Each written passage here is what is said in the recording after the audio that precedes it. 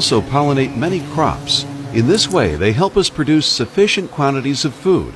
But honeybees are under threat from a number of different factors, including diseases, pests, mistakes in the work of farmers and beekeepers, and even the weather. One tiny parasitic pest is a particularly major threat, the varroa mite. Once infected with this parasite, a colony will die within 1 to 3 years if the beekeeper does not look after it. Once it has penetrated the beehive, the varroa mite multiplies in the brood cells where the queen has laid her eggs. Shortly before the worker bees cap the brood cells, the female varroa mites slip in and migrate to the floor of the cell. They use their mouthparts to suck a blood-like fluid from the bee larvae and then lay their eggs in the brood cell.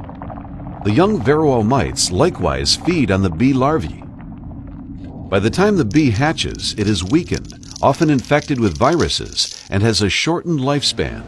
The varroa mite can also be carried by the bee into other beehives, for example if the bee gets lost or steals honey.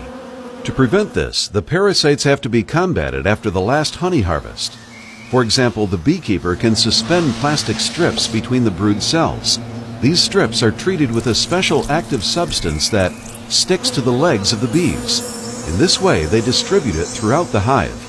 When varroa mites come into contact with the active substance, they die and drop off. The beekeeper can see that the treatment was successful, and the bees are well prepared for the next winter.